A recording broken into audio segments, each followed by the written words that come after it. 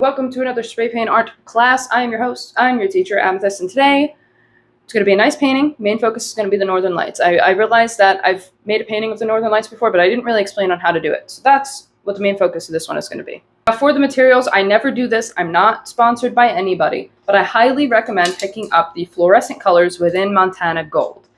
This stuff is just awesome for the Northern Lights.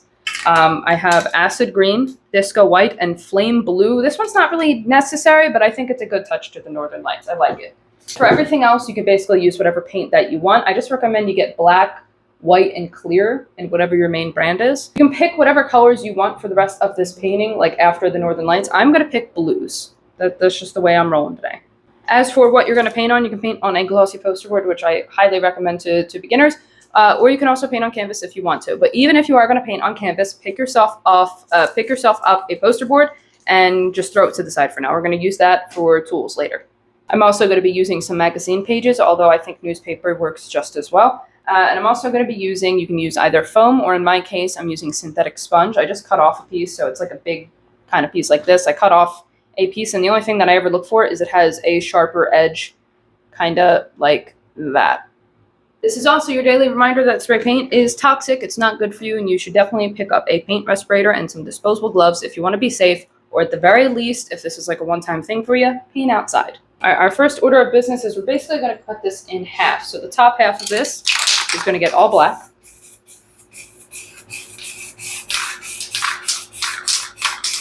And at this point, we're going to take that poster board that we threw to the side and just tear yourself off a piece. Now you can shape this out if you'd like.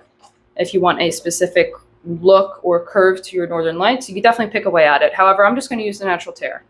Now there may be a term for this, although I don't know what it is because I don't know anything about the Northern Lights. Therefore, I'm going to make up a term for this. The bottom of the Northern Lights is what I'm going to call the root of the Northern Lights. And this is going to be very important for how I explain how you handle each color when making these. Start with our disco white, and we're going to hold our Northern Light tool above the painting. I'm going to hold it right above it because the paint is still wet, and if I actually place it, it'll leave a mark.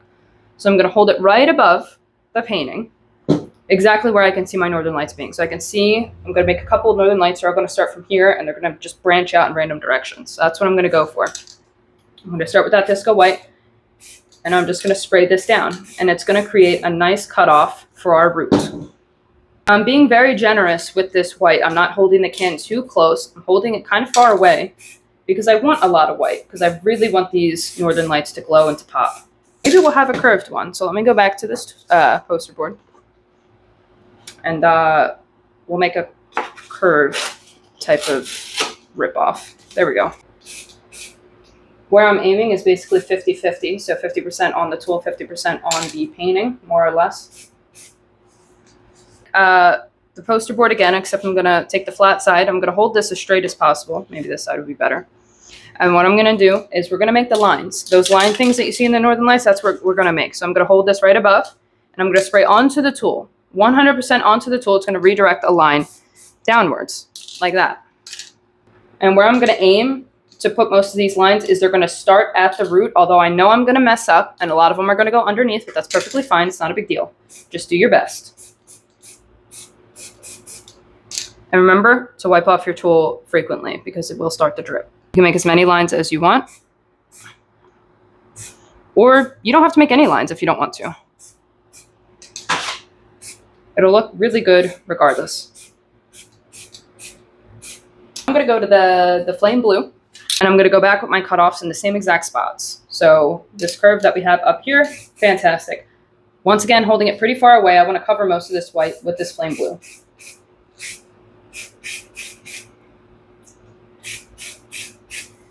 Basically going 50-50 between the tool and the painting itself, being very generous with this blue, and holding the can at a pretty decent distance. So this is where we start to get closer to the root, acid green. And going back to the same cutoff, same spots, I'm going to hold the can a lot closer because I want to be a lot closer to the root of the Northern Light here. And we're just going to go in with this green and spray some down.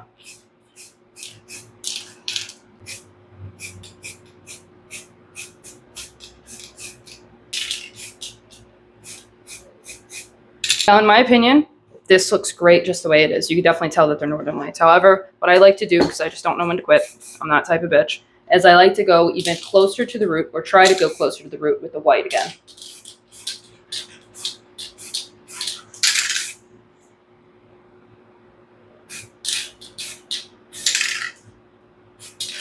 I'm also just using the default caps that come on Montana Gold, by the way. I'm not using anything specific or crazy. And this also gives me an opportunity to go back with the white lines if I need to, which I think most of them are still there and they're pretty visible and look great, so I don't think I need to go back. If you think that you have too much overspray, do this first before you start over, okay? Grab your clear coat and just spray it down, because it'll clear up a lot of that overspray and make it look so nice. I am going to take my white and I'm going to spray right here at the bottom of the black. Remember, we went half and half. I'm just going to go ahead and spray a quick line down here. It's going to give us enough overspray so we can actually see our trees, which is what we're going to do. And you can get like a palette knife or like a putty knife or some sort of small straight edge. However, I'm just going to use the poster board. I'm going to cut myself or rip myself off a little piece like this. I'm going to spray some black to the side, flat side in, this black. I'm going to make some straight lines here. I think we'll do one tree right here. We'll do one tree right here. And maybe we'll do 3 on the other side.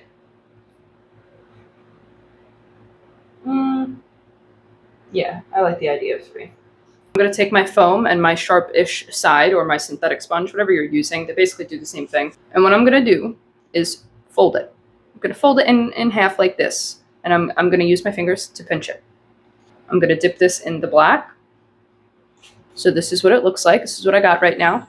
And I'm going to use the absolute tip of this foam and tap it extremely lightly at the top of my lines, the top of my trees, just so we can get the top leaves out of the way.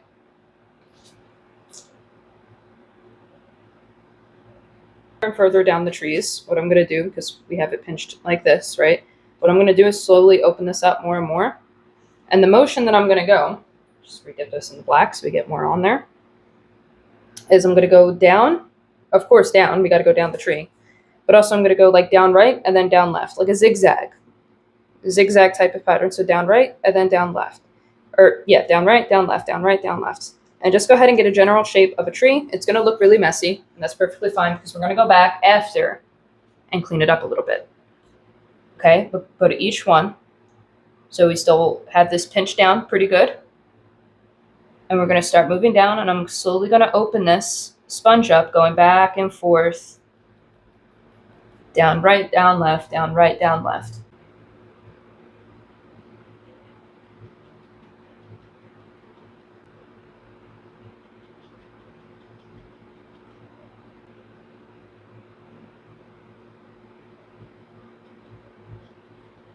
You don't have to put too much pressure down, by the way. Okay, all you have to do is tap pretty lightly, and I'm just going to go ahead and fill in some of those empty spaces. That's it. Just going to go back a little bit, fill in some of those empty spaces, put black where I think there needs to be some. Like this tree definitely looks empty in this area. That's where I'm going to focus my touching up.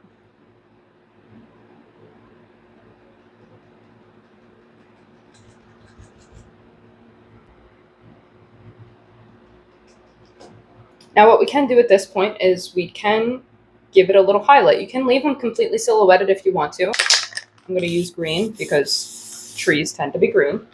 It's the same side of the same sponge, so that way this green doesn't turn out too bright. And the whole idea of this is just going back over, same thing as we did before, down right, down left, zigzag type pattern, except I'm going to tap even lighter than I did before because these are just highlights. That's it.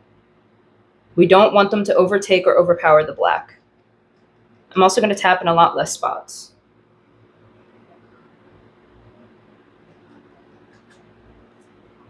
And it's just going to give us the faintest highlight. You can use whatever color you want, by the way. It doesn't have to be green.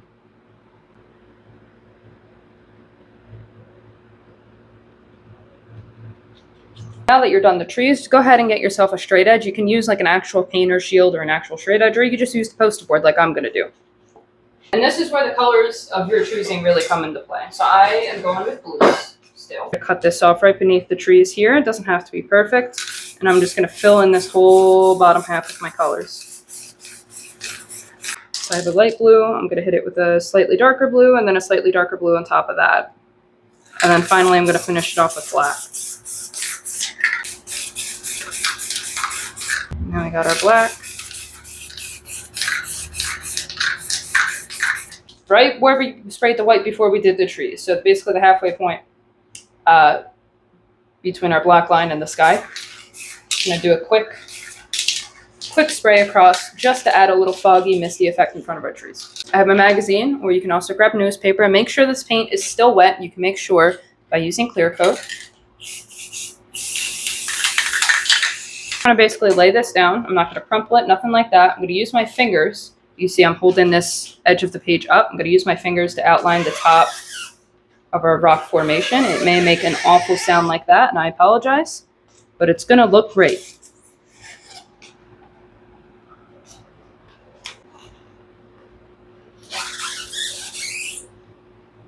Now what we're going to do is a waterfall type thing. So I'm thinking one big waterfall up here.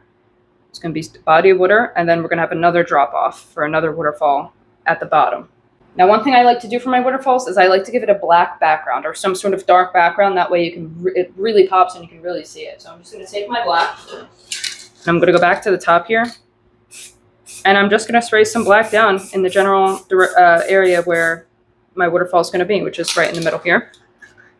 And then this is probably around where the waterfall is going to end, and there's going to be a body of water. Perfect. I'm going to cut this off with my straight edge again. Fill that part in with black. And then, you know what? We'll just spray the rest of it down. Now, my straight edge kind of goofed, or I goofed a little bit, and I got some black overspray where that nice white was supposed to be. That's perfectly fine.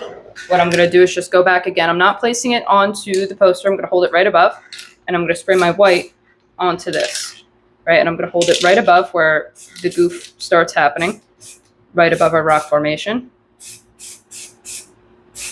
just to bring that glow back. So go ahead and rip yourself off another piece of poster board that has a flat edge like this. I'm going to use a pretty small piece. Spray some white to the side, flat side, into this white, just like that. I'm going to go to the top of this rock formation. Put it down at the top, drag it. It's as simple as that. Simple as that. Go to the top of where our waterfall starts, drag it down. Go to the top, drag it down. I'm going straight down, but you can also go ahead and curve it.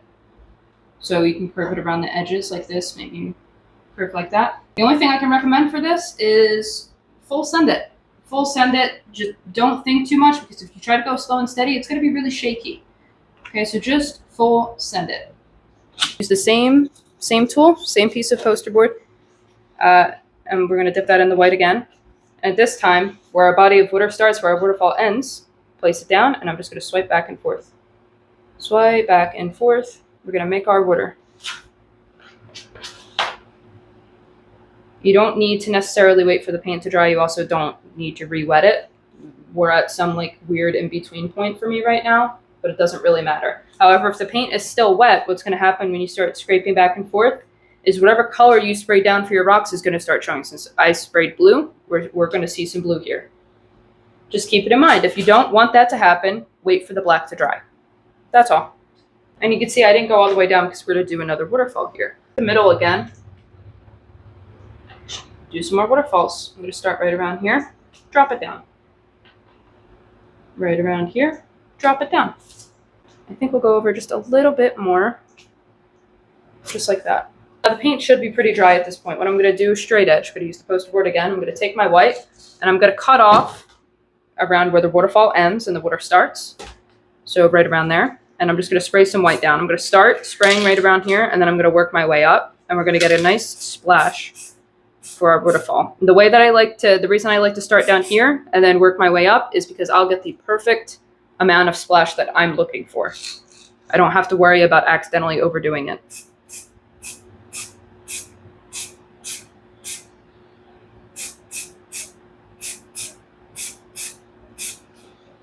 You can also go ahead and put some spray at the top of the waterfall as well. For this, I usually just spray onto the tool itself. It'll redirect a nice line down. Same thing right here. Spray onto the tool. It'll give us a nice splash line down here, not too much, not overbearing at all. And I think I'll add a little bit of mist here at the bottom.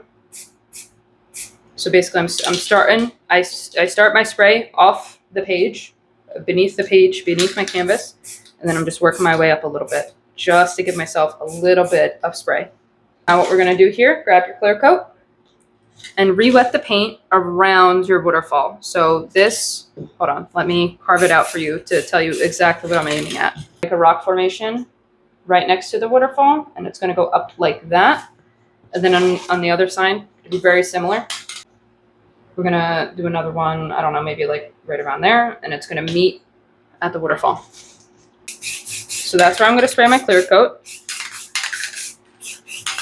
To re-wet that paint, I'm gonna grab another magazine or newspaper. The outline that I gave myself is exactly where I want my rock formation to be. So I'm putting my page down, and then I'm gonna use my fingers to carve out that formation.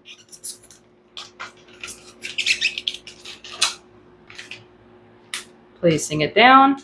I'm holding the top of the page, so not all of it drops down at once. I'm just gonna use my finger to carve out this rock. I'm gonna take my black, and I'm gonna ease into that corner a little bit to give it some shading.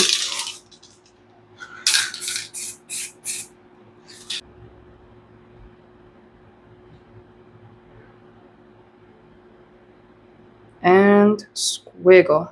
Here we go. We have learned how to do the Northern Lights. I think how easy this is really just comes down to handling. So if you have a good handling of your spray paint, I think you'll find this rather easy. If you don't have a good handle of your spray paint yet, I think you should still try it, because that's how your handling is going to get better. If you challenge yourself and you try new things and you just keep spray painting, the more experience you get, the easier it'll get. If you guys have any questions, let me know. I'll do my best to answer them.